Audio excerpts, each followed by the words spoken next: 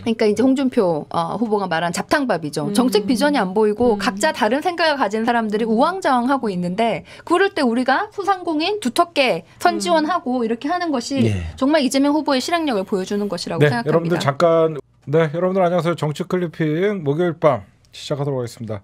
오늘 아주 반가운 얼굴이 저희 시사타파 TV 개혁 국민운동 본부 방송 시작할 때 초창기 멤버입니다. 창단 멤버였던 그 당시에는 임세은 교수님이셨는데 청와대를 들어가는 바람에 거의 한 20개월을 청와대 생활을 하시고 이번에 다시 저희 컴백 무대죠? 여기 처음 나오셨죠? 다른 방송 안 나가셨죠 아직? 라디오 인터뷰는 한 번 했어요. 그리고 유튜브 방송은 처음 저희 다시 고향으로 복귀하셨습니다. 우리 청와대 전 부대변인 임세은 교수님 나오셨습니다.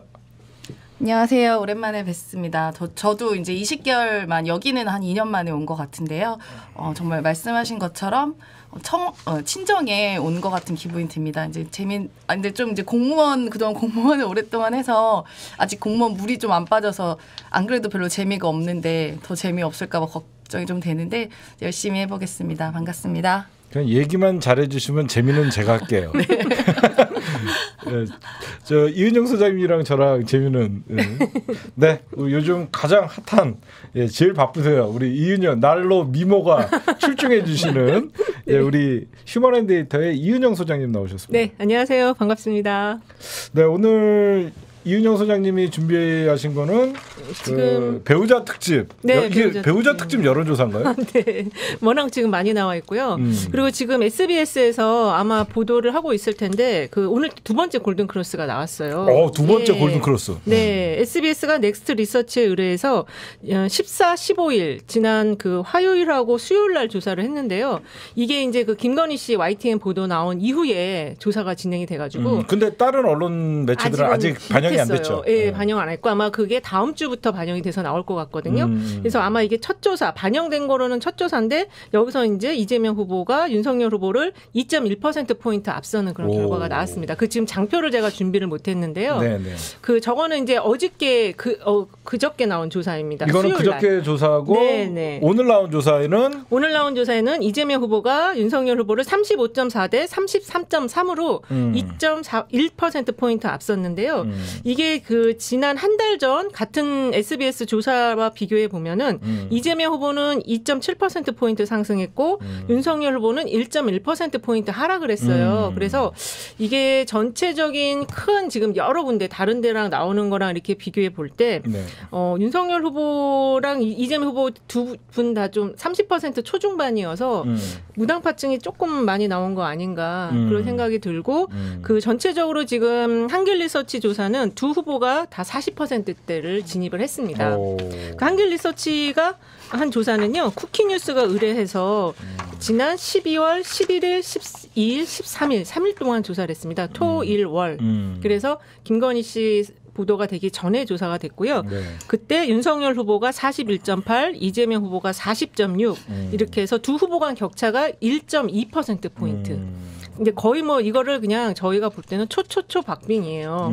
그리고 이게 이제 한 달 전에 한길리서치가 조사했던 거랑 비교를 해보면 이재명 후보가 35.9였는데 이번에 40.6이 됐고요. 윤석열 후보는 44.4에서 41.8로 하락을 했어요. 그러니까 지금 윤석열은 거의 하락 추세가 지금 그렇습니다. 이어지고 있는 거고 네. 이재명 후보는 상승의 흐름을 탄 거죠. 예. 지금 쿠키뉴스와 한길리서치 조사를 보면은 한 달 전에 두 후보 간 격차가 8.5%포인트였는데 그러네요. 이제 1.2%포인트로 완전히 좁혀져 있고요. 이 쿠키뉴스 한길리서치에서의 가장 큰 특징을 보면은 그전에는 40대가 앞섰고 나머지 연령대는 좀 박빙이거나 조금 뒤지거나 그랬는데 이번에 한길리서치 조사에서는 20대를 포함해서 50대까지 다 이재명 후보가 앞서는 흐름이 나왔습니다. 그래서 60대만 지금 이제 윤석열 후보가 앞서는 그런 결과가 나왔거든요. 제가 보면 어제 김건희 씨 사건은 거의 20, 30대에서 엄청난 지지율이 빠지는 현상이니까 그럴 수 있을 것 같아요. 지금 20대가 이미 이제 홍준표 후보가 탈락한 이후부터 방황을 하기 시작을 했는데 윤석열 후보가 이준석 당대표 패싱이 있었잖아요. 거기서 완전히 이제 손절을 했어요. 그랬다가 살짝 다시 복원이 됐다가 다시 이제 케미를 맞추는 상황에서 살짝 다시 복원이 됐는데 김건희 씨 보도로 인해서 20, 30대가 상당히 많이 이탈을 할 것으로 지금 전망이 되고 있습니다. 김소영 교수님 지금 이 코너는요. 네. 이윤영 소장님이 얘기할 때 우린 들으면 돼요. 아, 네.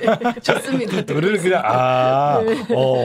적응이 안 되셔갖고. 저는 그동안 대통령 지지율만 맨날 신경 쓰고 그러니까 있었어요. 조금 이따가 대통령 지지율도 올라갔죠. 제가 네. 좀 여쭤보도록 하겠습니다. 네. 이게 왜 득이 크냐면 기존에는 막 30몇 %에서 막 공방이 있었는데 네. 이제 40%까지 같이 올라갔다는 것은 네. 부동층이 줄어들었다는 뜻이죠. 점점 줄어들고 있죠. 네, 그리고 이제 그 20대가 줄어들고 있고 이재명 후보로 지지를 지금 갈아타고 있다 이렇게 말씀드릴 수 있어요. 지금 쿠키뉴스 자료를 보면 이게 20대가 이재명 후보가 39.2, 윤석열 후보가 29.4여서 10%포인트 격차가 나고 있거든요. 네네. 근데 이제 20대 같은 경우가 워낙 스윙 보터층이어서 여기서는 이번 조사에서는 앞섰지만 지금 이렇게 많이 앞선 게 좀 나온 적이 없어서 요거는 이제 좀 더 추이를 봐야 되는데 어쨌든 지금 20대, 30대, 40대, 50대까지 다 이재명 후보로 지금 방향성이 잡히고 있어요. 네. 쿠키뉴스 그 조사 개요를 잠깐 말씀드리면은요. 요게 그 지난 10일에서 13일간 조사를 했고 여기가 이제 유무선 듀얼 프레임으로 조사를 했습니다. 그래서 그 무선은 RDD, ARS 방식으로 했고요. 유선은 전화 면접 조사를 섞어서 했어요. 그래서 무선이 80.6%, 그러니까 거의 8대2 비중으로 했거든요. 그래서 다음 조사 때 이제 이게 어떻게 나올지 그리고 다음 주에 나오는 조사들이 많이 있어요. 그때 이제 크로스가 한두 개 더 나올 것 같아요. 그러니까 오늘 어떻게 보면 이재명 후보님의 아들 문제를 터뜨렸는데 그렇죠? 네. 그거는 저쪽에서 갖고 있던 거예요. 급해가지고 지금 막 새벽에 여러분들 던졌더라고요. 보시면 저게 오늘 갑자기 터뜨린 게 아니라 네. 확보했던 거 어제 좀 김건희 그렇죠. 씨 사건이 크다고 느꼈기 때문에 맞습니다. 이거라도 터뜨려갖고 일단 어떻게든지 땜빵을 해놓은 거예요. 그렇죠. 네. 막아놨는데 네. 그 김건희 씨 사건이 뭐 사과할 수도 있다 뭐 이런 뭐 물론 그 이후에는 워딩이 좀 바뀌었는데 네. 이게 그렇게 막아질 일이 아니거든요.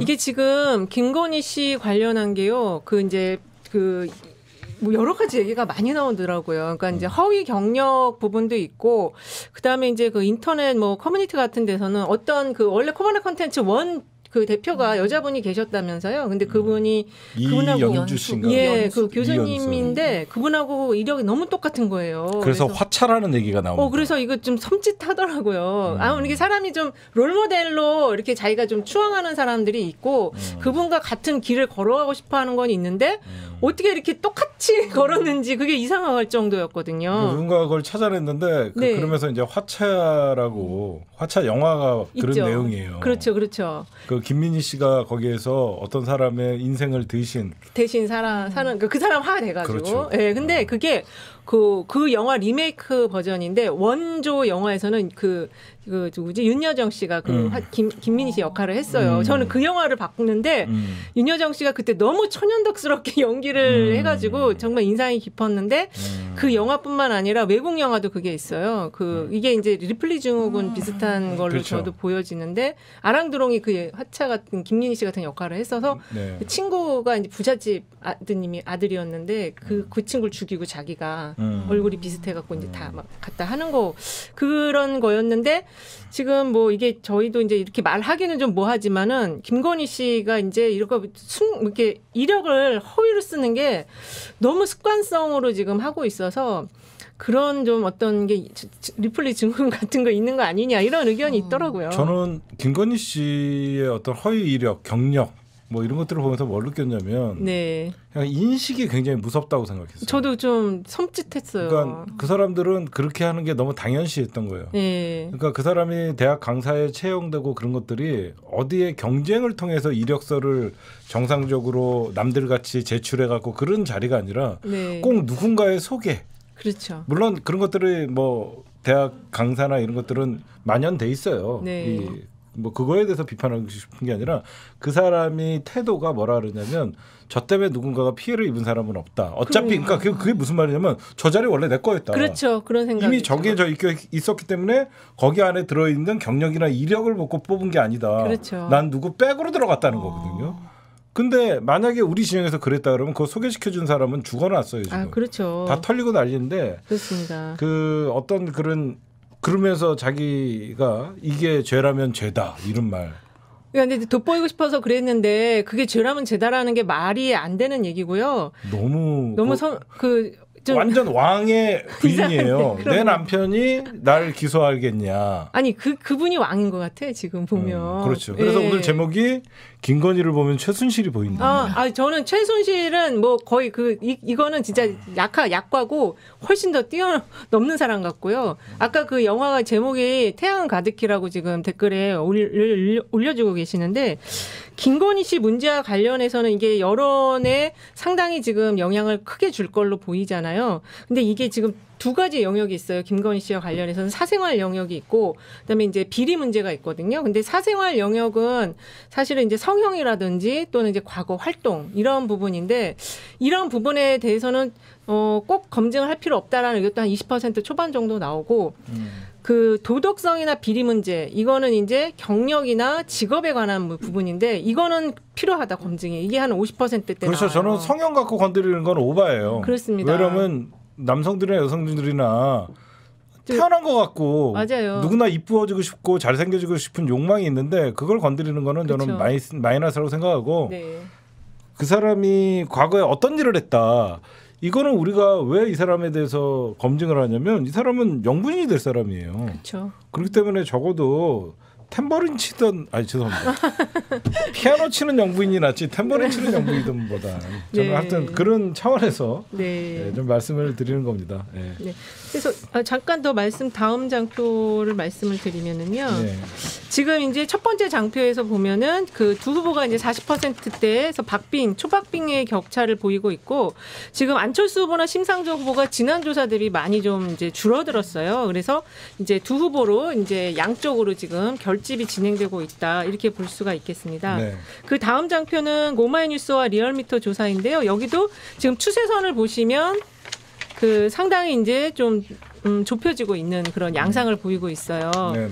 그래서 지금 윤석열 후보가 여기서는 앞서긴 했는데 이재명 후보도 이제 곧 40%대 진입을 앞두고 있는 39.7%고요.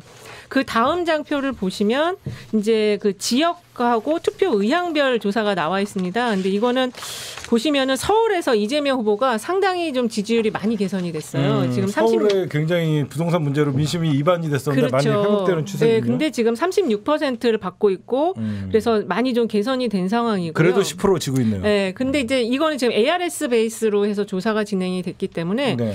전화 면접 조사나 이런 쪽에서 보면 이렇게까지 격차가 크지는 않습니다. 조금 더 좁혀져 있는 상황이에요. 네. 그리고 충청 같은 경우도 이제 지금은 37%대 48%로 지고는 있지만 이것도 이제 ARS 베이스여서 보수 성향 응답층이 조금 더 많이 잡힌 것 같고 사실 충청에서도 이렇게 지금 저는 선전을 하고 있다고 보거든요. 상당히 지금 그 자기 원래 여기가 이제 그 보수 성향층이 많고 또 그 좀 표심을 알기 어려운 지역인데 그래도 상당히 선방하고 있다. 이렇게 말씀드릴 수 있고 부산하고 이제 대구 경북이 문제인데 그 대구 경북 쪽도 지금 24% 정도면은 지금 30%를 목표로 하고 있는데 남은 괜찮네요, 시간에 비하면 네, 괜찮습니다.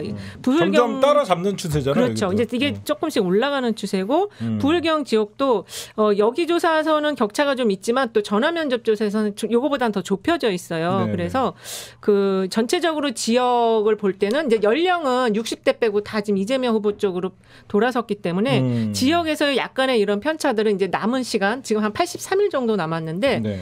이 기간에 좁혀질 수 있다 충분히. 그리고 서울에서의 개선은 상당히 눈여겨볼 대목이다. 이렇게 말씀드릴 수 있겠습니다. 그렇죠. 어떻게 보면 서울이 중요한 지역. 서울에서 지구 우리가 정권을 잡은 적이 한 번도 없거든요. 쉽지는 않아요. 예. 반드시 중요한 지역이다 말씀해 네. 주시고. 뭐 그 다음 페이지도 이번 그 주초에 나왔던 그 네. TBS와 KSY 조사인데 여기서도 42.0대 40.6 거의 지금 초박빙의 상황이고요. 네. 사실 이번 주에 이제 MBS 조사가 나왔어야 되는데 조사가 안 나왔어요. 그래도 왜 안 해요? 그 조사 담당하는 회사가 이사를 가서 그렇다 그렇게 얘기하기도 하고 또 그 이제 선관위에 신고를 해야 되는데 행정적 착오가 있어서 신고가 좀 잘못됐다 이렇게 얘기를 하는데 어쨌든 MBS가 지난주에 이재명 후보가 2%포인트 앞서는 38대 36 골든크로스 첫 번째가 나왔거든요. 그래서 이번 주 기대를 많이 했는데 이번 주는 좀 쉬니까 이재명이 잘 나갈 때는 여론조사를 안 하는 것 같아요. 그런가요? 음모론으로 보면. 네. 근데 SBS 조사에서 이제 다시 두 번째 크로스가 나왔기 때문에 다음 주 MBS에서는 요 기세가 계속 이어져 갈 걸로 좀 예상이 돼요. 네. 네, 수고하셨습니다.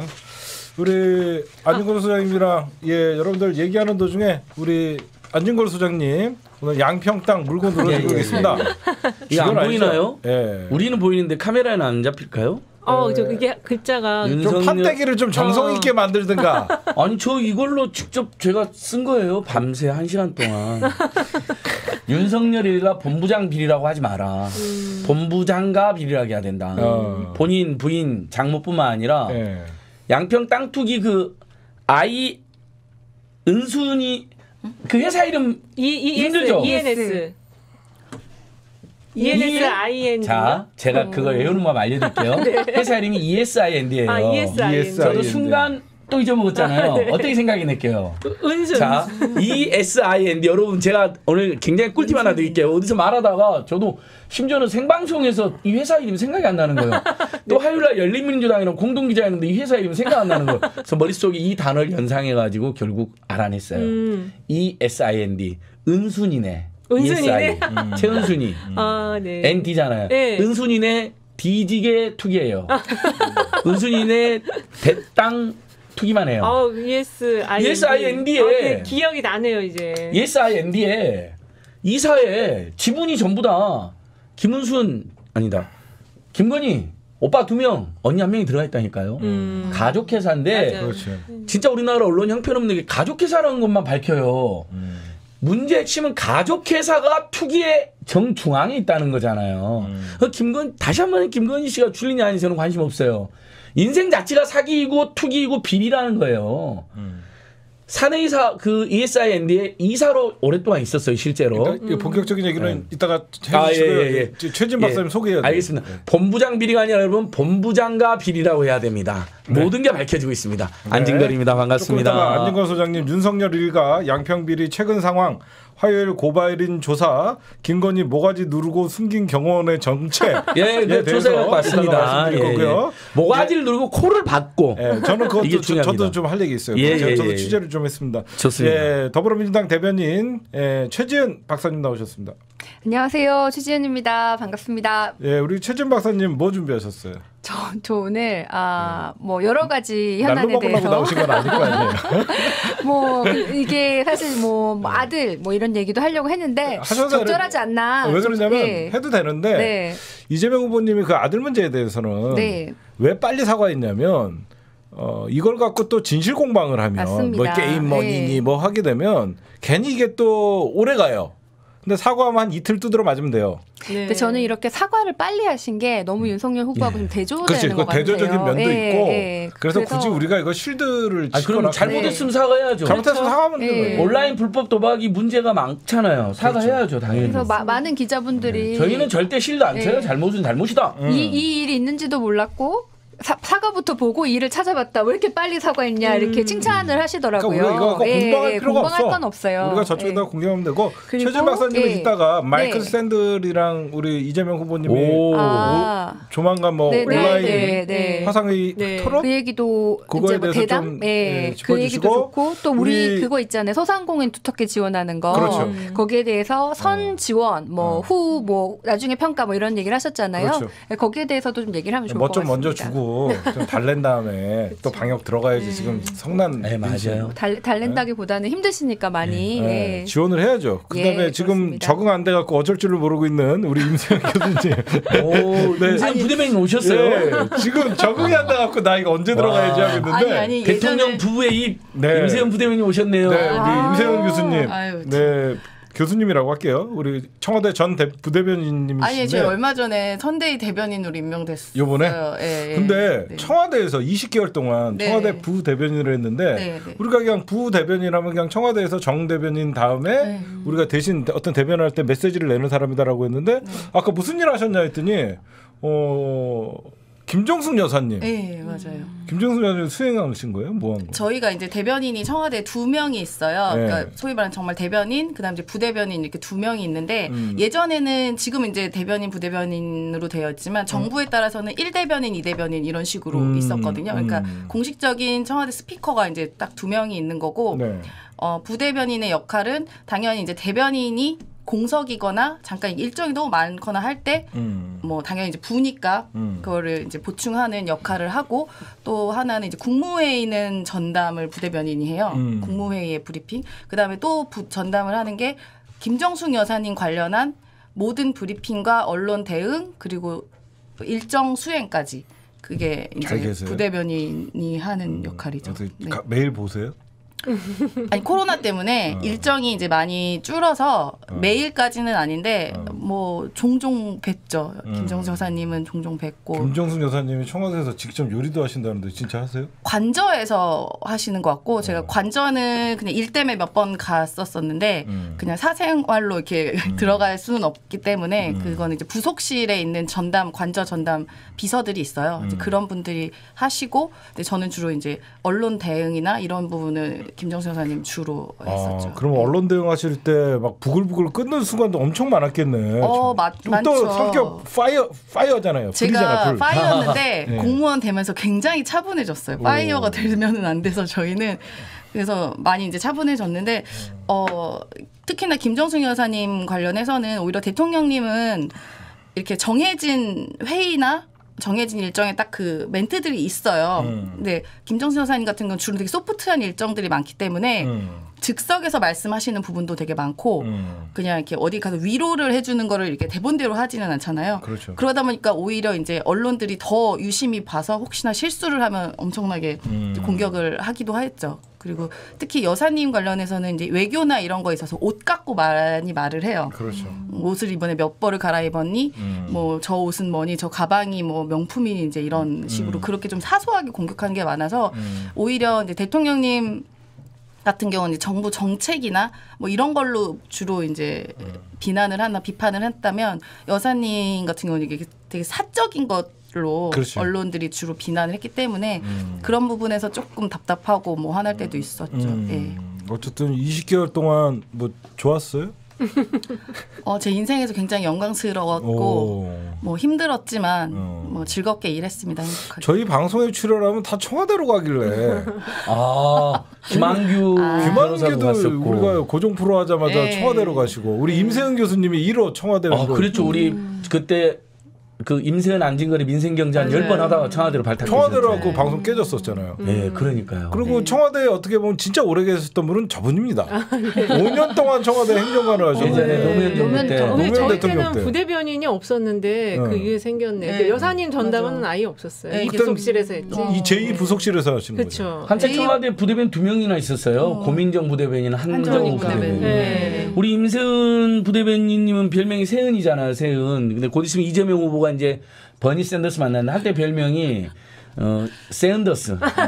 샌더스. 아주 경제 전문가예요. 예. 아니에요. 진짜 부끄럽게 진짜 계신데. 아니 우리 최재현 박사님이랑 버니 샌더스 만나는 게 아니라 마이클 샌다를 만나는데 우리 한국 사람들이 좋아하는 미국인 2명이 있어요. 최근에 마이클 샌다랑 버니 샌더스인데 임세은 교수님이 여자 이제 한국 샌더스다. 샌더스. 예, 민중을 샌달이 위해서. 아니고 예. 샌달이 아니고. 세요. 그리고 임 교수님이 성공회대 겸임교수를 했어요. 그래서 김건희 지금 윤석열이 말하는 겸임교수나 시간강사를 완전히 능멸해버린 거잖아요. 네. 서류도 없이 그냥 무조건 되는 사람이라고. 심지어 기자들한테 그 동영상을 봐야 돼요. 기자들한테 막 거의 화를 삿대질하고 화내고 훈계하면서 서류를 보고 말한 말이야. 아니, 아무나 뽑는 거 니들이 뭘 한다고 그래. 아니 이런. 자기를 엄청 사과를 내셨다고. 해야지. 뭐 국민들을 선도하고 그러니까. 있어요. 심지어 막 기자들을 가르치고 훈계하고 있어요. 네. 시간 강사 겸임 교수는 채용이 아니야. 니들 알아봐 이런 거잖아. 근데 나는 그 말씀 막아서 죄송한데 그 막 서류 보고 얘기하라 그럴 때 나만 그런 생각을 한 것 같아요. 야 우리 양주 3병 마셨는데 누가 이거 4병 표시한 거야? 과일 안주, 그 안주. 난 이게 연상이죠. 이렇게 이거 흔드니까. 그럴 때 그런 거 하거든요. 근데 제가 임세은 교수님 성공회대 죄송합니다. 겸임 교수 되는 과정 봤는데요. 네. 엄청 성공에 대해서 까다롭게 했어요. 만 겸임이기 때문에 현재 직장이 있어야 돼요. 맞아요. 그 학교 요구하는 성공에 대해서 금융과 경제 전문가를 저희들한테 추천해라 해갖고 일종의 반공개 채용 같은 거예요. 그냥 아무나 뽑는 게 아니라 맞아요. 여러 명의 후보를 추천을 받고 그중에서 학생들의 도움이 될 만한 경제 전문가나 금융 전문가. 그러니까 겸임 교수는 반드시 현직이 있어야 돼요. 근데 김건희는 몇 년 전에 직책을 네.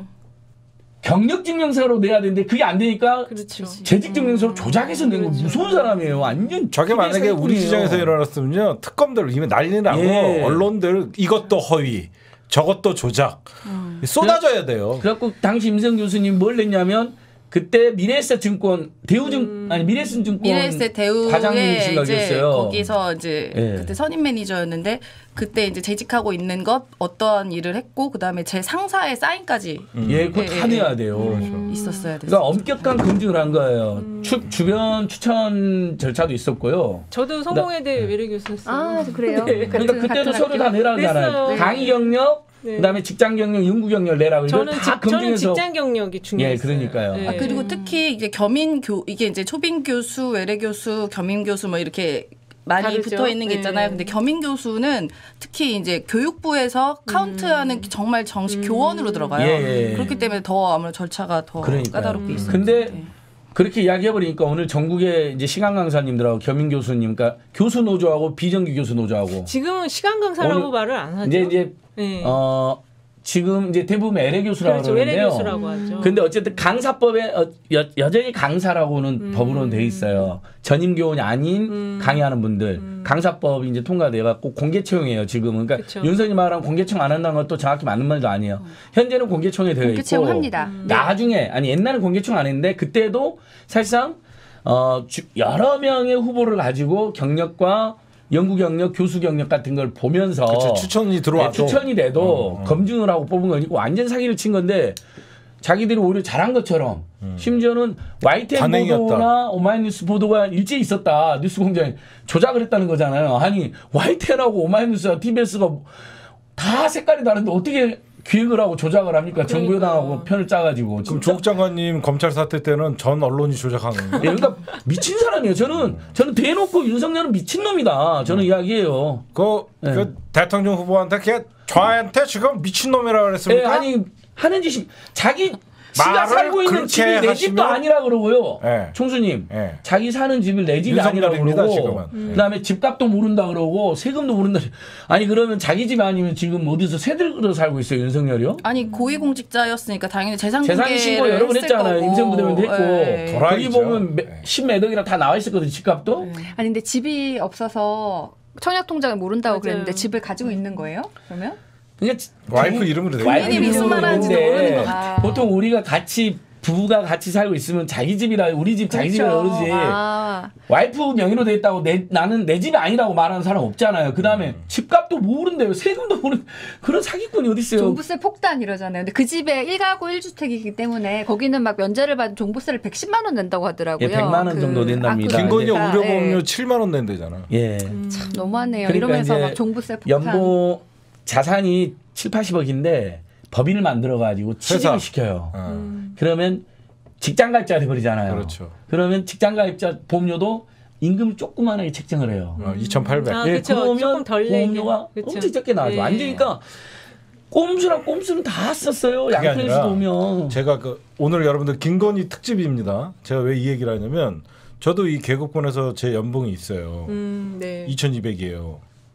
그러다 보니까 좋네요. 의료보험료가 작게 나올 거 아니에요. 네. 근데 저는 유튜브 수익을 성실 신고를 해요. 아. 했더니 제 의료보험이 직장 가입자도 내지만 제가 얼마를 내냐면 50만 원을 내요. 많이 내시네. 저 경우는 혼합 가입자라고 해서요. 저도 그러는데. 그러니까 우리는 직장 투명하게. 가입과 종합소득이 따로 있는, 그러니까 복수소득이 있는 프리랜서들은 이중으로 보험료가 나와요. 직장 그렇지. 보험료, 그 다음에 이제 지역 보험료가 그러니까 나와요. 일명 김건희가 여태까지 7만 원 이외에 다른 돈을 안 냈다는 것은 다른 데에서 수입을 거의 제로로 만드는 거예요. 그리고 이 그렇죠. 김건희의 그걸 소득을 예. 탈루했을 가능성도 있어요. 가능성이 굉장히 5월 높은 말까지 종합소득 신고하잖아요. 우리 애청자분 다 아시죠? 근로소득자들은 잘 모르는데 복수소득자들이나 비근로소득이 여러 개 있는 사람들이나 근로소득이나 다른 그렇지. 소득 있는 사람들은 5월 말에 반드시 종합소득 코바나 신고해야 컨텐츠에 돼. 그 어마어마한 후원 기업들이 있고 협찬이 들어오는데 그 자기 직장 연봉 외에 3,600만 원인가 3,400만 원 이상의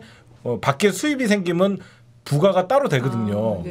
근데 이거는 3,600만 원도 수입이 없다라고 신고한 거거든요. 그렇죠. 그 부분도 파야 됩니다. 이건 파야 돼 사실. 지금 뭐 한두 개가 아닙니다. 난 내가 해봐서 다 알아. 근데 이분이 나는 진짜 50만 원 내. 2,800만 원인가 연봉이 그랬는데 어느 날 그 다음 해인가요? 갑자기 연봉이 굉장히 많이 뛰어요. 연봉하고 억대로 성과급을 뛰죠. 하면은 네. 이게 한 뭐 그때 2억인가? 뭐 숫자가 대한 뭐 되게 여러 배, 막 뭐 5배 이상 이렇게 뛰었던 것 같은데 그런 과정에서 그 코바나 컨텐츠가 여러 기업들에부터 이렇게 후원을 받아요. 근데 그 후원이 윤석열이 검찰총장이 된 다음에 대가성 로비가 아니냐, 그럼 그거 뇌물로 월급 받은 게 아니냐, 그런 의혹들이 있기도 했었거든요. 그래서 이게 지금 우리가 뭐 배우자를 너무 가족을 하지 말자 그러는데 저는 개인적으로 뭐 이분의 사생활이라든지 뭐 이분의 뭐 외모라든지 이런 걸로 하는 건 적절하지 않고 그렇죠. 후보가 아니고 배우자를 얘기하는 것도 적절하지 않은데 문제는 이분의 뭐 양평땅도 마찬가지고 이 사람의 의혹이 그 후보의 그 권력하고 연결이 돼가지고 이권을 줬다는 네. 의혹들이 많은 거예요 지금. 그런 건 안 팔 수가 없잖아요. 그럼요. 그거는 후보자의 윤리 검증인데, 그래서 이분의 뭐 월급도 마찬가지고 사실 뭐 집에 대한 소유권도 이거는 뭐 후보는 깨끗하다고 할 수가 없는 거죠. 와이프가 집을 가지고 있으면 뭐 양평 땅도 마찬가지고. 그래서 우리가 좀 분리를 해야 될 것 같아요. 어디까지는 좀 사생활이고 우리가 가족한테는 좀 이렇게 하지 말자. 예. 이거는 솔직히 너무 하는 것도 우리가 보기가 안 좋고 정치권에서. 김에서 그동안 어떻게 해왔는데? 그러니까 이제 맞는데 그 말은 맞는데요. 근데 우리 예. 똑같은 사람 돼서는 안 된다. 이제 이런 거 우린 잘 정리했잖아. 오늘 이재명 후보가 이야기 잘한 것 같아요. 결혼 전에 사생활을 우리가 들추지 말자는 것은 사인 시절에 사생활을 지나치게 들추는 건 올바르지 않다. 1. 두 번째, 그러나 결혼 전에라도 나쁜 짓을 하고 불법을 저질러 비리를 저질렀으면 그건 당연히 네. 검증이 된다라고 네. 오늘 이재명 후보가 잘 정리한 거예요. 그래서 제가 방금 우리 최지은 대변인에서 제가 조금만 덧붙이면 실제 양평 땅에 대해서도 이 윤석열과 윤석열 캠프가 아주 불량하고 나쁜 놈들인 게 김건희는 하나도 관여를 안 했다잖아요. 개입 안 했다잖아요. 근데 너무 뻔한 거짓말을 막 소리를 지르면서 적반하장으로 해요. 당장 이사로 10년 가까이 있었어요. 아까 말한 은순이네 뒤지게 투기 많이 하는 회사 ESIND. ESIND가 안 헤어진다니까. 제가 여러 번 실수해갖고 제가 밤새 제가 알아내 ESIND를 어떻게 외울 것이냐. 은순이네 뒤지게 투기 많이 해요. 이건 말고는 외워지지가 않아. 여러분 그렇게 외워주세요. ESIND 이제 외워지시죠. 은순이네 뒤지게 투기 많이 해요. 이사를 10년 가까이 했고 자기 형제자매가 전부 다 지금 지분을 100% 갖고 있고 심지어 양평에 또 다른 땅에 투기 의혹이 나오는데 거기에는 자기 외삼촌하고 외사촌까지 등장을 해요. 김건희에. 가족 사기단. 예, 그러니까 가족 사기다. 이제 우리 이거 지적만 해도 충분합니다. 국민들이 지금 정이 다 뚝뚝 떨어지고 있어. 맞아요. 너무한다 이 집안이. 근데 지금 문제는 근데 그걸 윤석열도 다 알고 있었을 거란 말이에요. 그 당시에 그 굉장히 많은 인허가가 주어지잖아요. 예. 그 양평에. 거기에 대해서 윤석열이 정말 몰랐을까? 본인이 그때 양평을 관할하는 그렇죠. 검찰의 고위공직자였는데 그래서 거기에 대해서 의문을 제거를 그래서 제가 하는 것이죠. 따끈따끈한 정보를 하나 갖고 왔잖아요. 오. 저는 이제 김성교를 다시 팠어요. 김성교가 최근에 김성교가 과거 양평. 예, 중수. 네. 국회의원 선거 선거법 위반으로 지금 형 의원직을 상실하게 위기에 놓여있는데 네. 김성교가 2007년부터 2018년까지 무려 11년을 양평 군수를 했어요. 오, 양평의 그러네요. 독재자예요. 그러네요. 심화해서. 본인도 보궐선거로 당선이 돼 들어온 사람인데 제가 다 찾아왔어요. 분명히 윤석열 또는 윤석열 주변의 정치검찰들하고 거래가 있었을 가능성이 있다. 2010년도에도 선거법으로 기소가 됐고요. 2014년도에도 선거법으로 기소가 됐어요. 내내 재판을 받아요. 군수하면서. 지금 의원 돼서도 재판받고 있잖아요. 자, 이런 사람들은 어디에 제일 먼저 관심을 가질까요?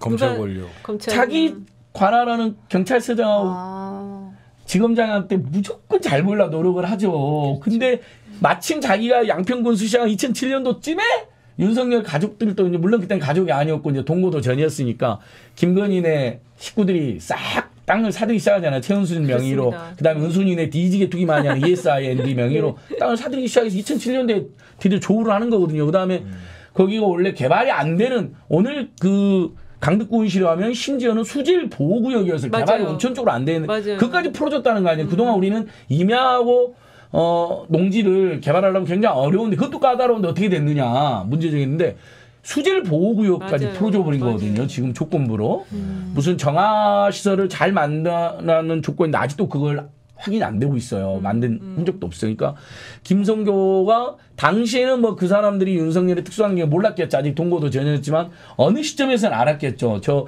계속 땅을 사들이는 최은순과 김건희와 그 형제자매 심지어 애삼촌, 애사촌까지 등장하고 최은순의 내연남 또는 특수관계로 알려진 김충남이라는 사람까지 등장을 하는데 땅을 사놨고 그 사람들 명의의 땅이 지금 발견이 됐잖아요. 그럼 이제 김성교는 알았겠죠. 그쵸. 아 남편이 저기 윤석열이다. 나중에 여주청장 오를 수도 있고 여주청장 안 한다 하더라도 고위검사의 그 가족들의 편의를 봐주면 도움을 받을 수가 있잖아요. 근데 해필 여주청장 또 안 내? 그러니까요. 그러니까 이건 다 합리적인 우연인가요, 의심이에요. 이게? 그러니까 뭐 네. 불법을 윤석열이 같이 가담에 저질렀다 제가 지금 함부로 말하는 게 아니잖아요. 우연이라고 치기에는 너무 양평에서 윤석열 일가가 김성교랑 엮였을 가능성이 매우 높다는 거죠. 네. 저것도 아니, 근데, 듣다 예. 보니까 네. 윤석열이 왜 하필 여주지청장으로 갔을까? 그렇죠. 지금 그것도 한번 파봐야 됩니다. 그렇죠. 뭐 좌천돼서 갔다는 이야기가 있는데 그 당시 국정원 댓글 사건 직후니까. 근데 그때는 좌천되려면요, 우리 지방으로 우리가 가야 아는 사람들은 네. 서울 주변에 있는데 좌천이라고 얘기 안 해요. 그렇죠. 멀리 지역으로 보내죠. 경남이나 경남 예. 저기 우리 동네가 부산 좌천인가요? 그런 걸 그쪽은 좌천이라 그러는데 좌천동에 있어요, 부산에. 저는 우리 총수님 역시 날카로운데 이랬을 가능성이 있어요. 이제 당시에 박근혜 입장에서는 좌천은 줘야겠는데 네. 윤석열이 내가 당만 좀 조용히 지낼 테니까 나 여주청장으로 보내주세요. 이랬을 수도 있어요. 그래, 자기가 원해서 예. 요구를 했을 수도. 그러니까 완전 자천으로 보이지가 않아요. 실제 여주청장이잖아요. 그쵸. 한 조직이 수장으로 간 거거든요. 그 자기 여러 군을 관할하는. 장모네가 다 있는 그쪽으로 간 거네요. 그렇죠. 거기서 한참 사업을 하고 있는. 근데 저는 이 얘기를 들으니까 계속 LCT가 생각이 나요. 예. 이 박형준 후보도 그 부인이 굉장히 돈이 많고 뭐 이런 상황이었는데 뭐 우연히 뭐 지나가다가 들른 그런 중개업체에서 우연히 두 채를 아주 싸게 우연히 그냥 사가지고 자기 그 본인하고 그 딸하고 이렇게 산다 뭐 이렇게 된 거잖아요. 그리고 LCT 같은 게 정말 되게 커다란 인허가 사업으로 그 해운대 백사장 앞에 환경 이런 거 다 하고 그냥 다 뭐 아주 고층으로 지었잖아요. 네. 그 인허가를 해주고 굉장히 많은 돈을 벌었는데 거기에 대해서는 아무런 입수가 공익한수가 한 없었죠. 푼도 없고 네. 심지어 1,000억을 깔아서 세금 지원해줬죠. 그래서 이게 너무 이 수법이 항상 이 사람들이 하고 있던 수법인데 우리가 LCT에서 보고 양평에서 그대로 또 보는 것이 아닌지. 그래서 당시에 박형준도 이런 뭐 박형준뿐만 아니라 국민의힘하고 부산에 있는 검찰 권력하고 언론하고 이렇게 아주 유착이 되어 있었는데 양평도 사실은 그것을 그대로 옮겨놓은 것이 아닌가 이런 생각이 좀 듭니다. 그 양평은 우리 안진걸 소장님 계속 파주시고 과거 좀 이제 전 좀 쉽게 왜냐면 우리 오늘 임세은 부대변인 네. 오셨는데 과거 제가 알기로는 우리 임세은 부대변님이 안진걸 라인인 줄 알았어요. 안진걸 라인 아니요, 아니에요? 저희들이 샌더스 라인입니다. 그래갖고 제가 보니까 이제 샌더스 청와대에서 한 라인. 20개월 있다 나오니까 이제 안진걸이 임세은 라인에 속해야 되는 것 같아요. 주변에 지금 수십 명이 있어요. 샌더스 라인. 아니 그 여사님 좀 얘기 좀 해주세요. 아니 뭐 이제 아까 우리가 가족 이야기는 뭐 좀 사생활이나 뭐 이런 부분에 대해서 너무 언급을 하지 말자. 근데 사실 이 언급을 안 할 수가 없는 게 혹여나 이제 일단 첫 번째로는 이 김건희 씨 같은 경우는 이미 검찰총장이라는 고위 공직자의 배우자였어요.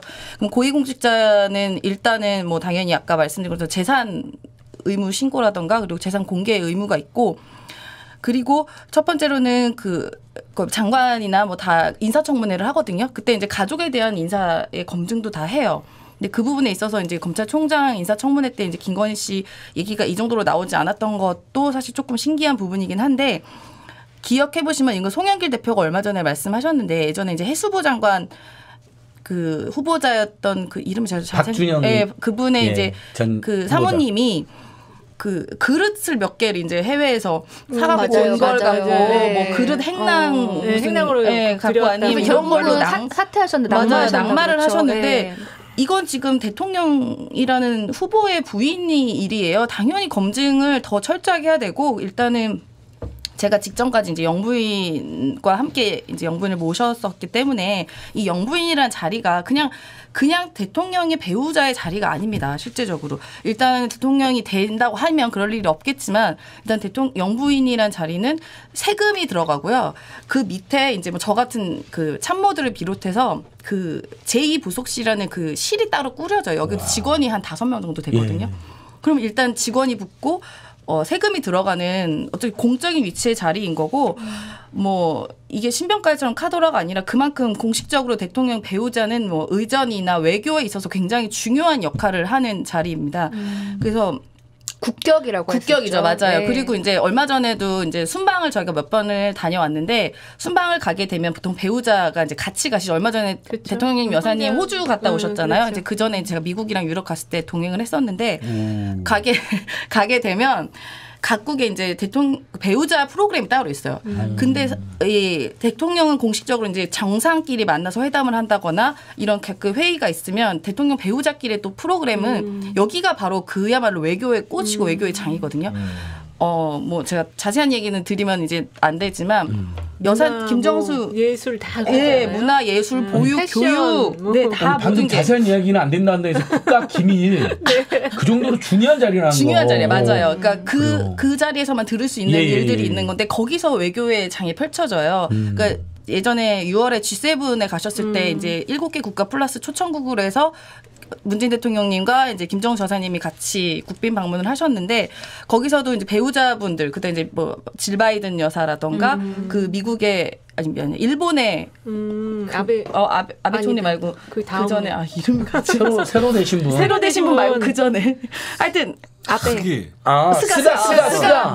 스가 존재감이 없으셔가지고 뒤에, 맞아요. 아베 뒤에 되신 아베 분. 뒤에 되신 분. 네. 그 스가 그 총리의 부인이라던가 이게 그 만남들이 굉장히 중요해요. 그렇죠. 배우자들끼리. 그렇죠. 그러면은 저희가 이제 미리 배우자가 어떤 사람인지에 대해서 각 나라가 아마 뭐 미국이든 영국이든 일본이든 저희 김정숙 여사님에 대한 조사가 쭉 이루어졌을 거예요. 그러면 그게 그 배우자께 보고를 하기도 하고 그 일부 참모들은 그 자료를 봐요. 그러니까 저도 이제 여사님이 만나는 그 배우자들이 어떤 분이고 이분의 과거가 어땠고 이분이 무슨 관심사가 있고 뭐 예를 들면 뭐 재혼을 했니부터 몇 명의 아이가 있고 뭐 정말 취미가 뭐니 너무 진짜 세세한 부분이 컨피덴셜한 자료로 일부 참모들과 또 그 배우자에게 그게 보고가 돼서 그걸 다 읽고 자료를 백그라운드 갖고 가거든요. 그렇기 때문에 이게 사실 정말 국격이에요. 그러면은 예를 들어서 만약에 김건희 씨가 영부인 됐다고 쳐볼게요. 정말로 그럴 확률이 없을 거지만 그랬을 때 분위기를 잘 띄울 것 같은데. 어디 가요? 그러면 정말 오빠!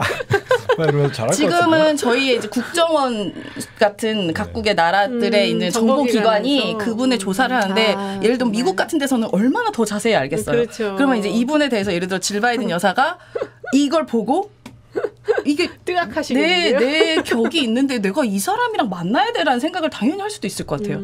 그만큼 외교에 있어서 이 배우자, 이 영부인, 소위 우리가 영부인이라는 말을 원래는 잘 안 쓰는데 이 영부인이라는 자리는 그만큼 외교에 있어서 굉장히 중요한 역할이기 때문에 당연히 철저하게 검증을 해야 되고 뭐 김종인 대표가 그때 뭐라고 하셨죠? 배우자를 뽑는 자리가 아니라고 그렇죠. 하셨는데 네. 배우자도 우리나라 국격과 발전에 서 큰 영향을 차지하고 그러네요. 있습니다. 당연히 네. 검증해야 저도 됩니다. 완전 동의합니다. 검증 철저하게 해야 되는데 저는 이제 뭐 외모에 대해서 뭐 얘기를 한다거나 그럼요. 이거는 조금 자제했으면 좋겠다 이런 입장이었고요. 맞습니다. 검증은 당연히 해야 되는데 이게 너무 우리한테는 사실 호재예요. 이게 너무 비교가 돼요. 우리 김혜경 여사님하고 네. 또 우리 이 김건희 씨하고 너무 다른 거예요. 그래서 우리 이재명 후보님은 뭐 김혜경 여사랑 시장도 가시고 맞아요. 같이 야구도 보시고 그러는데 김건희 씨는 나올 수가 없잖아요 지금. 그러니까 좀 이분이 이렇게 빨리 나와라 우리는 하는데 뭐 나오지 못해서 막 이런 상황이 되게 뭐 보기가 그렇죠. 그래서 뭐 국민들이 다 보고 판단하실 거라고 맞아요. 생각을 하고요. 말씀하신 것처럼 우리 김정숙 여사님은 그때 그 질 바이든 여사님하고도 네, 네. 막 친하다고 네. 언론에 그렇게 소개가 됐고. 맞아요. 대화도 많이 하셨어요. 네, 진짜로. 그 마크론 대통령의 부인도 김정숙 맞아요, 여사님을 맞아요. 굉장히 좋아하신다고 네, 이렇게 네, 들었어요. 네. 그러니까 그런 게 굉장히 훈훈한 그럼요. 뉴스잖아요, 우리한테는. 네, 김정숙 여사님이 예. 사실 정말 그 순방을 가시면 문화나 이런 외교 그 보육 이렇게 따뜻한 환경까지 그런 일정을 정말 잘 수행하시고 정말 좋은 평을 받아요. 그렇기 때문에 저는 한번 상상을 해봤어요. 얼마 전 이제 호주 다녀오셨을 때 비행기에서 오르고 내리시는 문재인 대통령과 김정숙 여사님을 딱 보고 저 자리에 윤석열과 김건희가 있다 생각하니까 너무 막 뜨악한 거예요. 그 모습이 상상이 네. 안 되더라고요. 우리 그 국민들도 모습이. 다 아마 같은 마음이시지 네. 않을까. 아니 그러니까 지금 예. 더더욱이나 이게 이제 영부인 후보로 일본에까지 막 뉴스가 나가는데 네.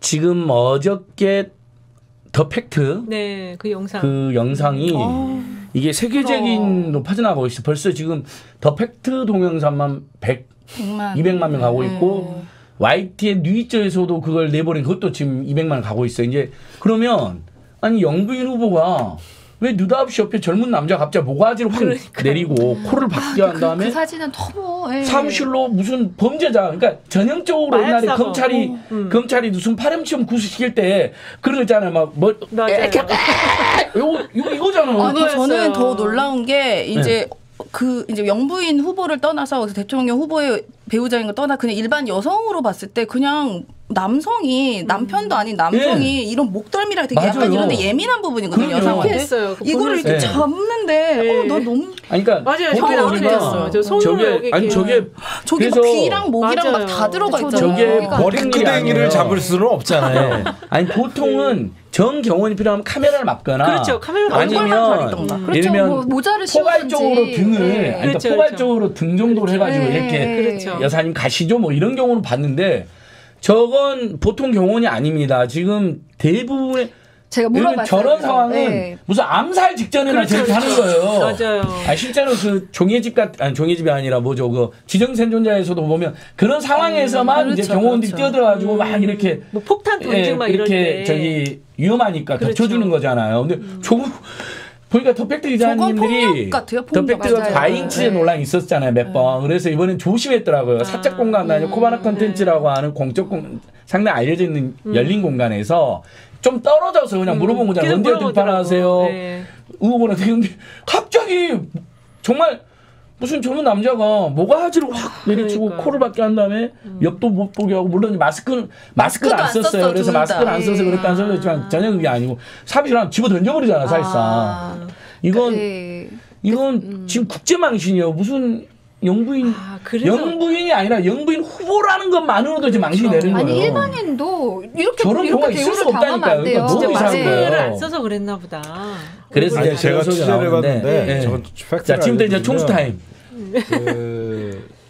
저 보좌관이에요. 경원이 아니라 보좌관이 이름이 황보좌관이라고 있어요. 아 우리 황모 씨. 우리랑 또 추정이 역시 청소년은 저희가 조사한 게 비슷하네. 우리 사전에 말 안 맞췄어요. 그 아들이에요. 강원도의 그 최측근 황모 씨 아들 황모 씨. 그렇죠.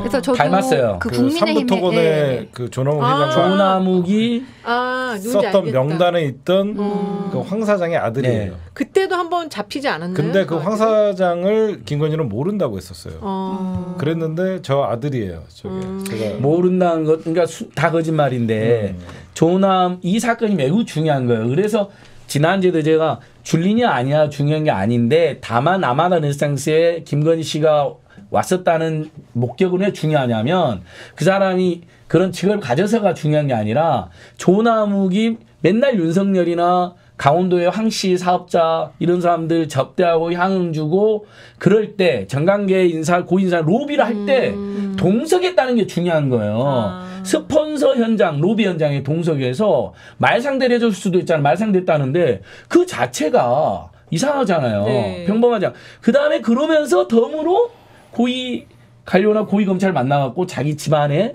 비리를 덮는 데 악용한 거잖아요. 그렇죠. 근데 그때 그 라마다 르네상스 삼부토건 조남욱의 달력이라는 게 이게 다 공개가 됐어요. 그쵸. 당시 그 사람의 비리에 맞서서 싸웠던 노조라든지 직원들이 그런 걸 입수해가지고 확인된 건데 거기 보면 윤석열이 여러 번 나와요. 골프도 치고 만찬도.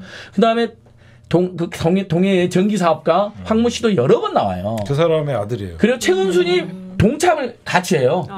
그러니까 여러 번 나와요. 최은순, 황 사장, 윤석열, 조남욱. 그리고 이 사람들이 김건희를 소개시켜준 거예요. 이것까지 다 팩트가 확인됐어요. 근데 저는 이 황 사장이라는 존재가 이렇게 언론에서만 봤는데 뭔가 정식 직원은 아닌데 캠프에서 좀 실세. 그러니까 최순실이 떠올라요. 네, 그건 나왔어요. 이미. 비선과 같은. 네, 맞아요. 이런 사람이고. 그게 서초동 팀에 있어요. 그 사람들이 실무진들이에요. 그래서 제가 이걸 오늘 방송할 때 이제 국민의힘 측의 패널한테 도대체 이 사진 너무한다 뭐냐 이랬더니 그 황 씨의 아들이다 그 얘기를 하면서 그래요? 그 얘기를 솔직하게 얘기하면서 방송에서 이야기해요? 방송 전에 이제 패널들이 막 얘기할 같이 이제 그럼 제가 더 얘기를 할게요. 이미 국민의힘이 인정했어요? 아니 그분이 이제 저한테 비공개적으로 얘기를 한 거고 뭐 방송에서 얘기를 한 게 제가 아니고 여러분들에게 알려드리면 저게 그 황 사장의 아들 황모호예요 이름이. 그 사람인데 저 사람이 의하게 저희가 알아봤어요. 왜 그랬냐? 마스크를 안 써서 그랬대요. 저도 그렇게 들었어요. 아니, 확실히. 네. 아니 그게 아니라 거짓말이 아니라 쟤네들 하도 버릇이에요. 마스크 안 쓰고 다니는 버릇이라서 그럼 모가지를 왜 눌러 했더니 이렇게 하면 마스크가 안 보일까 해서 눌렀대요. 근데 여기저기서 이제 성형설이 나오고 있어요. 성형 뭐 보톡스 맞고 나오다가 지금 언론에 사진 찍힐까 봤는데 그건 아니고 마스크를 워낙 습관적으로 윤석열도 안 쓰고 그러다 보니까 언론에서 그런 건데 왜 최순실에 보인다라고 얘기하면요.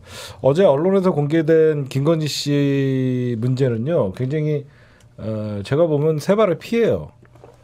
세 발의 피인데 지금 크게 다뤄졌는데 지금 어제 YTN에서 이제 언론 노조는 공개해야 된다. 그쵸, 육성을.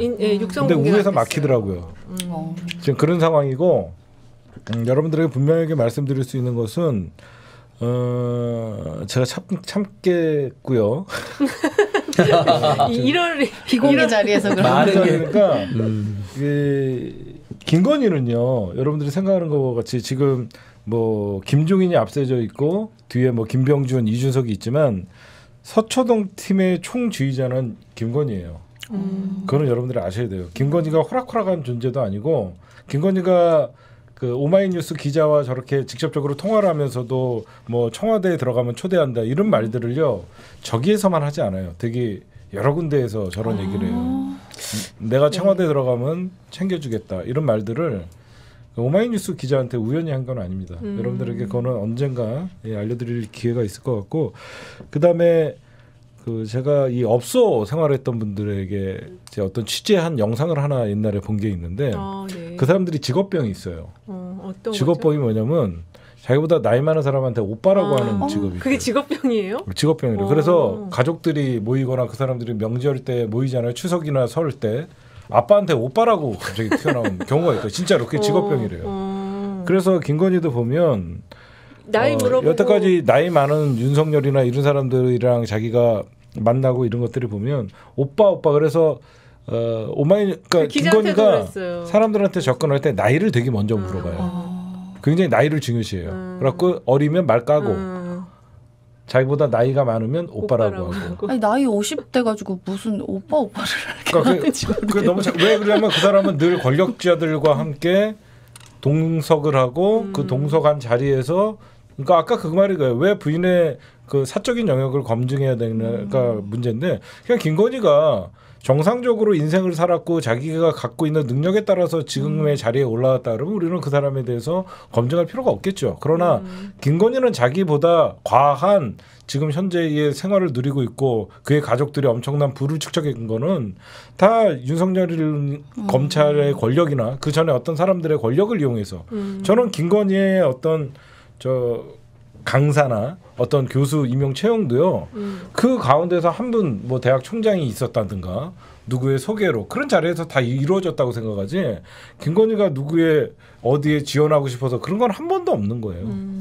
본인들도 무슨 추천을 받았다는 식으로 이야기하잖아요. 김건희의 자세한 것은 제가 볼 때는 한 1월 달 정도 되면 수면으로 터지나요?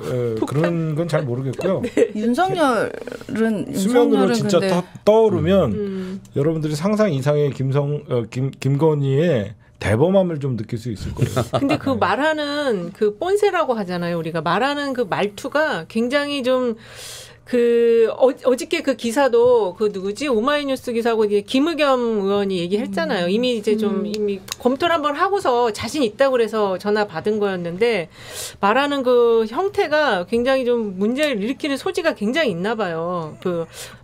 뭐라고 그래야 되지? 욕은 안 하지만 그 말의 내용이라든지 말을 하는 어떤 태도라든지 이런 게 좀 공식적인 자리에 나왔을 때 문제가 되겠다. 뭘 상식한 티가 다 나잖아요. 그러니까 국민의힘도 지금 배우자 리스크를 공식적으로 인정하는 거죠. 근데 그러니까 관리가 안 되는 거 아닐까요? 그래서 뭐 미디어 트레이닝을 받게 하겠다 지금 그러고 있더라고요. 만약 윤석열을 뒤에서 배후 조종한다. 최순실처럼 최은순과 김건희가 그럼 누구도 컨트롤이 안 되는 거죠. 왜냐하면 거기가 권력자인데 옛날 박관청 경정이 알아낸 것처럼 넘버원이 최순실로 넘버2가 정의로 넘버3로 박근혜면 박근혜 주변에 있는 사람 말이 먹힙니까? 지금 되죠. 그런 상황 비슷한 게 있는 거예요. 지금 그 동네가. 제가 김건희 씨는 오마이뉴스의 인터뷰나 YTN의 인터뷰를 보면요. 김건희는 지가 사람 상대하는 데는 최고라고 생각해요. 그렇게 생각하는 것 같아요. 그게 무슨 말이냐면 내가 어떤 사람들과 얘기해서 안 넘어온 사람도 없고 내가 얘기해서 그게 통하지 않는 게 풀린다. 없다라고 생각. 그러니까 정치인들이 기존에 있는 거는 꼰대라고 생각해요. 그러니까 누구의 말도 듣지 않아요. 그러니까 뭐 이렇게 하시면 안 됩니다, 안 된다. 얼마나 말렸겠어요. 모르는 전화 받지 말아라. 니네가 뭐 너네보다 내가 훨씬 잘해. 그러니까 자기는 여태까지 어떤 사람들을 대인관계에 있어서 자기가 자신 있다는 거예요. 그렇죠. 그러면서 이제 기자와 통화를 한 거죠. 그러니까 기자한테 몇 살이에요? 그러니까 인간적으로 다가간 거죠. 그렇죠, 그렇죠. 나보다 오빠네. 얘기하다가 여동생으로 대해주세요. 그러면 사람들이 느낌이 있잖아요. 그렇죠. 되게 딱딱하고 뭐 그럴 줄 알았더니 되게 뭐 털털하고 그런 느낌. 얘는 그걸 보여주려고 한 거예요. 그러다 보니까 얘는 영부인이라는 자리가 뭔지 모르는 거죠. 그냥 인간관계 맺을 때는 편하게 친숙하게 하는 건 잘할 줄 몰라도 대통령 후보에 있어서의 언행과 그런 것들에 대해서는 뭐 어때? 이런 식이에요. 그래서 곳곳이 지뢰밭. 제가 지금 무섭다. 말하고 싶은 건 많은데 지금 뭐 이 YTN 오마이뉴스 요거만 갖고 제가 얘기를 할게요. 예, 결정적일 때를 위해서 참으셔야죠. 사실 근데 지금 얘기하세요. 예, 소장님 아니 윤석열 쪽도 그렇고 김건희 씨 쪽도 그렇고 그다음에 또 나머지 가족도 그렇고 지금도 탐사 보도하는 팀이 여러 팀이 있습니다. 그래서 앞으로 뭐 12월 달에도 뭐 한두 개가 나올 수도 있고. 12월 달에는 안 나옵니다. 아니 그러니까 그런 거 말고 또 12월은 모든 뉴스가 묻히기 때문에 언론사의 기자들 제가 기자 생활 꽤 오래 했잖아요. 비록 작은 언론사지만 절대 12월에는 특종을 터뜨리지 않습니다. 크리스마스 전에는 연예대사능에 다 묻혀요. 연말 시상식에 맞아요, 다 묻히기 때문에 신년으로 어디 모든 특종은 신년에 터뜨립니다. 아니 유력 매체 하나가 12월 달 중에 보도로 하나 준비하고 있다는 게 그래요? 들어가지고 이건 윤석열. 그러니까 윤석열도 검사 생활하면서 너무나 많은 편파적이고 또 너무나 많은 향을 받고 다녀가지고 아직 안 알려진 게 더 나온다는 거예요. 한번 보시죠. 한번. 네. 저희도 계속 추적하고 있고. 그래서 신년의 여론조사가 되게 중요할 것 같아요. 맞습니다. 이런 것들이 좀 반영된 다음에 그때 우리가 좀 지금도 골든 크로스가 일어났지만 그때까지 좀 그랬으면 좋겠고 아까 우리 막 뭐 비선 뭐 최순실이다 이런 얘기를 했는데 저는 황 사장 이분도 좀 의심스러워요. 이분이 실제로 캠프에서 굉장히 중요한 역할을 하고 있고 뭐 김건희를 뭐 작은 엄마로 부른다는 둥, 뭐 김건희가 뭐 이분을 뭐 오빠라고 부른다는 둥, 뭐 이런 설들이 작은 엄마도 불러요? 아들은 작은 엄마, 그다음에 뭐 아빠는 오빠 뭐 이런 거 같은데 저도 정확히는 모르겠지만 이런 거를 저도 전해 들었기 때문에 국민의힘 측 사람들한테 거기서도 좀 황당해하는 것 같아요. 왜 이 사람이 뭐 정치인도 아닌데 캠프에서 이렇게 실세처럼 막 이렇게 되는 것에 대해서 그거는 조금 저는 오히려 실세가 지금 1위가 황 사장, 2위가 김건희, 막 3위가 윤석열 뭐 이런가? 아니면 3위는 윤석열도 아니고 AI인가? 뭐 모든 실세는 김건희예요. 네. 그 두 가지는 확인됐어요. 도대체 왜 그 윤봉길 대선 출마 전 때 윤봉길 기념관 다닐 때 왜 옆에 젊은 남자 누구냐? 그 사람이 그 직책이 사람 없는데 누구냐? 수행실장 같은 역할을 하냐?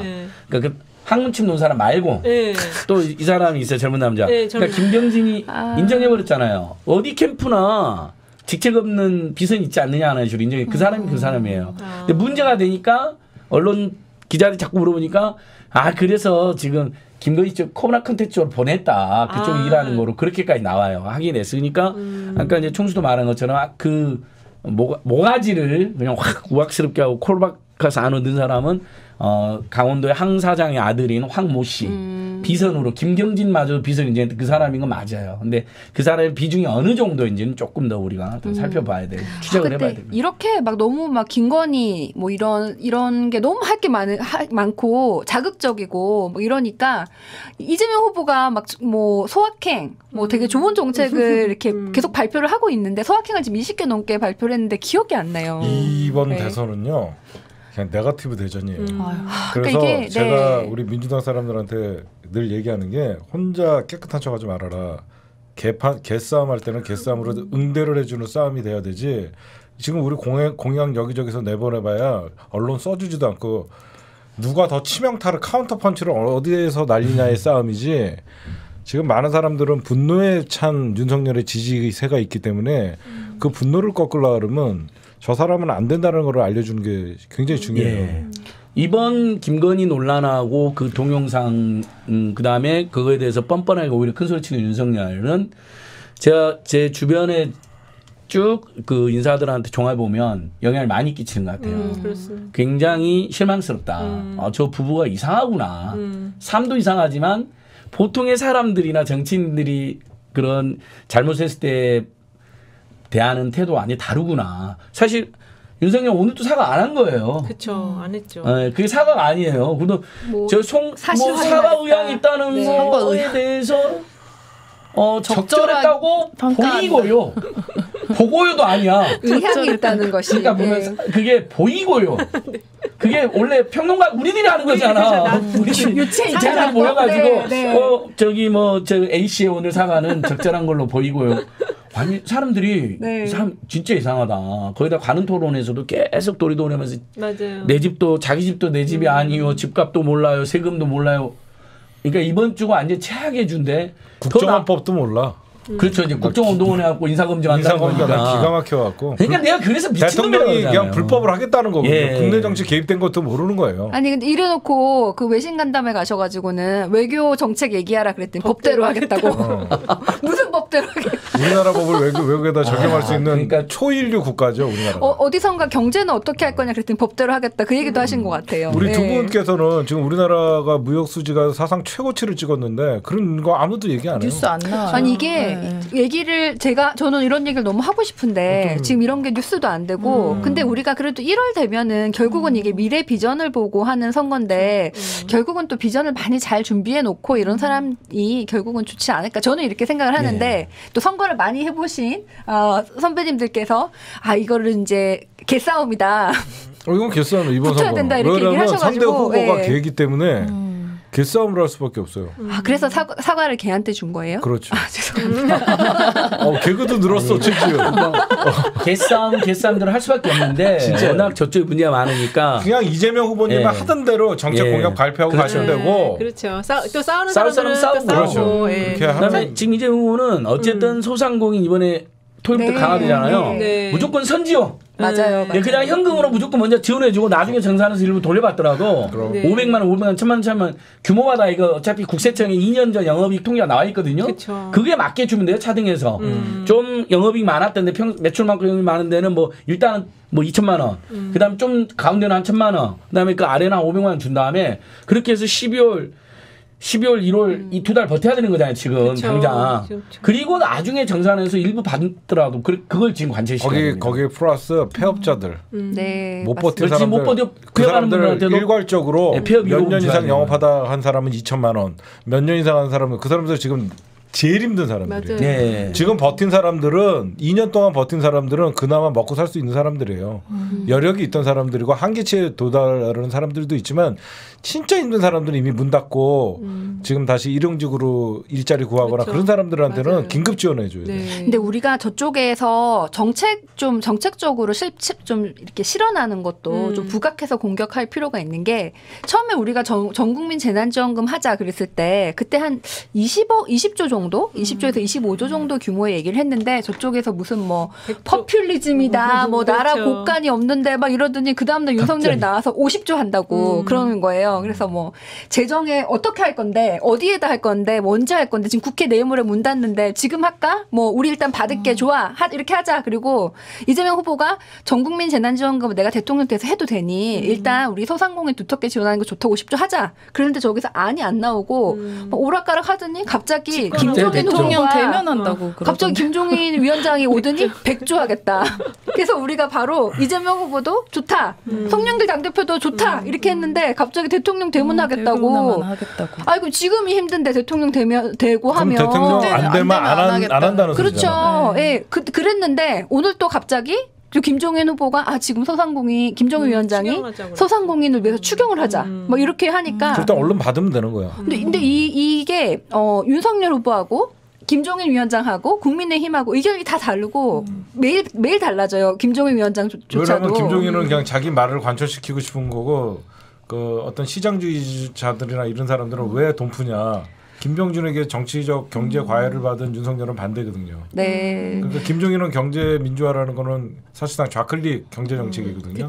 박근혜의 극우 성향의 이미지를 걷어내는데 경제 민주화의 역할을 해서 중도를 끌어들였거든요. 네. 지금 그거를 하고 싶은데 그 주변에 다들 그렇게 붙어 있으니까 지금 엇박자가 나는 거죠. 그러니까 이제 홍준표 후보가 말한 잡탕밥이죠. 정책 비전이 안 보이고 각자 다른 생각을 가진 사람들이 우왕좌왕하고 있는데 그럴 때 우리가 소상공인 두텁게 선지원하고 이렇게 하는 것이 정말 이재명 후보의 실행력을 보여주는 것이라고 생각합니다. 여러분들 잠깐 시간이 다 돼가고 5분 남았는데요. 지금 우리 시청자분들 지금 한 6천 명 보다가 왔다 갔다 하고 계시는데 슈퍼챗 좀 주세요.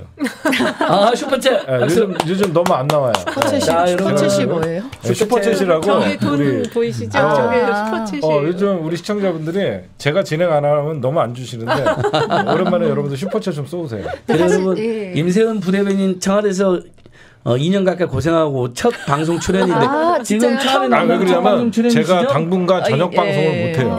슈퍼챗으로 응원 좀 해주세요, 여러분. 제가 저녁 방송을 좀 요즘 당분간 일이 있어서 좀 못할 것 같아서 여러분들이 좀 저기 슈퍼챗이네요. 바로 아이고 막 여행자님 고맙습니다. 고맙습니다. 근데 이게 상당 부분은 유튜브가 가져간다고 슈퍼챗에 상당 부분 가져가는 거는 있는데 제 유일한 수입이에요. 근데 다른 유튜브 그래서 이걸 슈퍼챗으로 하지 말고 이 계좌로 보내주세요. 저는 계좌로도 안 받아요. 하는 분 있긴 하더라고요. 저는 계좌로도 안 받아요. 갑자기 지금 마구마구 올라오고 감사합니다. 감사합니다. 근데 사실 제가 여기서 방송을 작년에 되게 오래 했는데 개총수님이 슈퍼챗 싸주세요 이렇게 말씀하시는 내가 당분간 방송하기가 한 적이 어려워서 없어요. 이런 얘기 하시는 거를 우리 거의 처음 정치 봤습니다. 클리핑 저희 4명이 하는 거예요?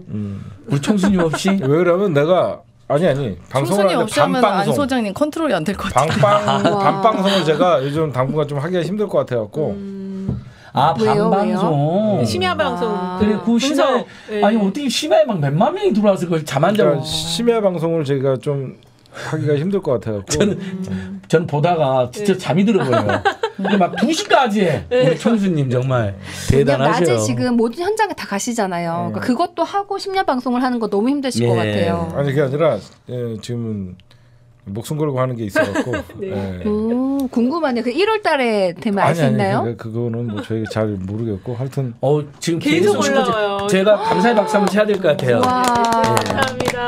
남은 시간 우리 임세은 부대변인 청와대에서 우리 인사하면서 오늘 어떤 각오로 민주당 선대 가셨는지라든지 뭐. 네 일단은 뭐 끝까지 순장을 왜 하지 않고 나왔냐라고 이제 얘기하시는 분도 계신데 뭐. 제가 몇 개월 청와대에서 더 있는 것보다 이제 정권 재창출이 훨씬 더 중요하다고 생각했기 때문에 뭐 조금이라도 도움을 드리고자 이제 선대위에 합류를 했고요.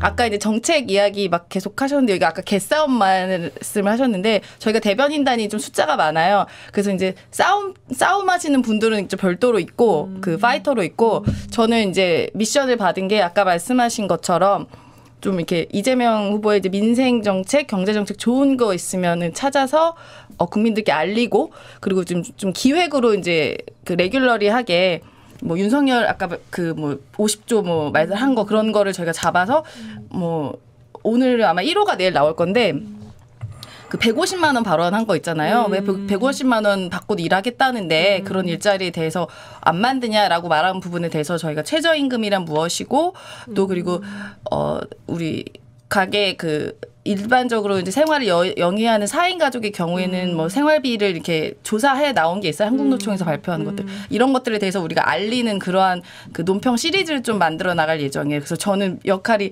파지티브한 논평을 많이 내는 거를 역할을 부여받아서 좋은 정책이나 아이디어 있으면 많이 중요해요. 알리겠습니다. 네가티브는 또 이제 싸우시는 분들이 하고 후보와 그 주변 정책팀은 또 미래지향적인 것들을 계속 내야죠. 네, 그래서 그런 부분으로 이제 전담을 맡았고 이상하게 저는 그 전에 이제 청와대 들어가기 전에는 저도 약간 그 파이터 기질이 있었었는데 이 공무원 밥을 한 2년 가까이 먹고 나니까 이 뭔가 그 파이터 기질이 되게 없어지고 이 관련점 좀 되게 차분해져서 그 캠프에서도 저는 이미지가 싸우는 이미지가 안 어울린다고 그렇게 그런 파지티브한 거 많이 하라고 그러셨더라고요. 그래서 열심히 하겠습니다. 많이 관심 가져주세요. 그리고 조만간 경제 문재인 정부의 경제나 우리나라 경제가 얼마나 좋았는지 이런 그렇게 좋은 적이 좋은 없거든요. 맞아요. 그래서 우리가 경제 방송을 우리 최지은 박사님이랑 하나 준비하고 있는데 그러니까요. 예, 좋죠. 왜 그러냐면 사람들이 하도 이 심리가 맨날 경제 망했다 이러니까 어려워지는 것 같은데 실질적으로 우리나라가 전 세계에서 부러워하는 지금 그렇죠. 가장 그 발전하고 있는 나라이기 때문에 예. 성장률뿐만 아니라 국민들 네. 소득도 이미 일본을 추월을 맞아요. 하고 네. 있기 때문에 그런 방송도 좀 준비해보도록 하겠습니다. 우리 최진 박사님 그리고 안진걸 소장님, 이윤영 소장님 한 말씀씩 해주면서 우리 안진걸 소장님 우리 거기 어때요? 민생경제연구소. 자, 오늘은 슈퍼챗으로. 아니 괜찮아요. 아니야. 다음에 하는 거. 내가 밤에 할게요. 저기 화요일 날 여러분 제가 그 경기 남부경찰서 고발인 조사 갔다 왔습니다. 어떻게 네, 됐어요? 역시 검찰보다는 경찰이 윤석열 정치검찰 일당이 장기간 검찰을 완전히 망쳐놔가지고 지금 수사도 제대로 못하잖아요. 대장동에서도 하나은행 화천대유 예토 핵심이고 50억 클럽 핵심인데 제대로 수사도 못하고 있는 것처럼 지금 박덕흠도 제대로 검찰이 수사 안 하고 있거든요. 근데 저는 양평경찰서에 고발했는데 경기 남부청이 가장 한부터 고무적입니다. 대대적으로 노하우가 있고 인력이 있고 배포가 큰 경찰서에서 수사해버리겠다는 거거든요. 그래서 갔다 왔는데 고발이 경찰들 분위기가 좋았습니다. 저도 들은 이야기가 있는데 수사 기밀이 있고 또 저쪽에서 대비하면 안 되기 때문에 이 정도 이야기하겠습니다. 아무튼 여기 여러분 앞으로 본부장 비리 하지 마시고요. 본부장 가족 비리 형제 자매 김건희 형제자매와 애삼촌, 애사촌, 그다음에 어머니의 무슨 특수관계 남성까지 모두 동원된 정말 희대의 본부장과 비리다. 이렇게 여러분 불러주시고요. 끝까지 열심히 대응하겠습니다. 시사타파와 개국본과 늘 함께해 주십시오. 고맙습니다. 네, 우리 최진 박사님. 네, 저희가 지금 지지율이 좀 많이 빠졌다가 다시 이렇게 올라와서 지금 골든 크로스를 했는데 아직도 저희가 정말 간절한 마음으로 끝까지 해야 되고 이번에 말씀하신 것처럼 정말 비호감도도 높고 네거티브도 많고 이렇게 해서 정말 우리 시민들이 정치 혐오가 좀 더 많아지는 것이 아닌가 이렇게 걱정까지 되는 그런 선거입니다. 그럼에도 불구하고 우리가 개싸움은 또 적극적으로 같이 싸우고 또 필요한 비전, 미래에 대한 어떤 나라가 되어야 되는지 그런 비전을 만드는 것도 꾸준히 해서 저희가 꼭 이기도록 하겠습니다. 네, 우리 이윤영 소장님. 네, 아까 그 쿠키뉴스 한길리서치 조사에서 대통령 지지율이 44.5가 나왔어요. 소개가 안 됐는데 세상에. 이게 지난 조사 대비 5.2% 포인트 상승한 거거든요. 그래서 그 이제 이유와 관련해서 이제 여러 가지가 있을 수 있는데 지금 이제 코로나가 위드 코로나에서 다시 이제 좀 코로나를 조이는 상황 속에서 대통령에게 조금 더 힘을 실어주는 면도 있고 또 이제 최근에 그 아까 계속 말씀하신 경제 지표가 좋아진 것도 있고 그다음에 그 국방 수출 있잖아요. 이게 국방 무기라든지 이런 거 수입보다 수출이 지금 더 많은 상황이 호주에 됐어요. 10억 불했죠. 네, 1조, 예. 1조 지금 수출을 했는데, 그러니까는 지금 우리나라 우리 기술로 만들어진 뭐 자주포 K9이라든지 여러 가지 무기 이런 것들이 수출이 엄청 잘 되고 있고 인기가 높다고 해요. 그래서 그런 그 세일즈 외교 이것도 지금 대통령 지지율을 높이는 하나의 요인인 것 같습니다. 그래서 새해에는 이러한 거를 바탕으로 해서 정말 빨리 코로나를 좀 벗어나고 경제도 쑥쑥 성장하는 그래서 민주당이 다시 집권을 하는 그런 걸 꼭 같이 만들어야 될 것 같아요. 이 대통령 지지율이 올라간다는 것은요. 정권 교체론이 줄어드는. 수치가 낮아진다는 그렇죠. 뜻이에요. 그래서 이번 대선에도 굉장히 문재인 대통령의 지지율이 굉장히 중요한 겁니다, 여러분. 네. 우리 임세훈 교수님 어때요? 첫 방송해 보니까 뭐 복귀 아직 방송 적응이 얼떨떨해요? 잘 아직은 적응이 다음 잘 안 주부터는 되고. 네. 막 치고 들어오시면 돼요. 제가 오늘은 잘 안 끼었어요. 우리 안진걸 소장님 말씀하실 때나 좀 많이 들었는데 여러분들에게 분명하게 말씀드리고 싶은 것은요. 그 윤석열과 최은순 그리고 김건희는요. 대선 이후에도 반드시 감옥에 가야 될 사람들이에요. 저희가 보면 대선이 끝났다고 이 사람들의 죄는 용서될 수가 없습니다. 제가 잘하는 건 딴 거 없어요. 남들이 하기 싫어하는 싸움, 개싸움은 우리가 합니다. 개들이니까. 이거. 네, 오늘 방송 여기서 마치도록 하겠습니다. 고맙습니다. 네, 감사합니다. 수고 많으셨습니다.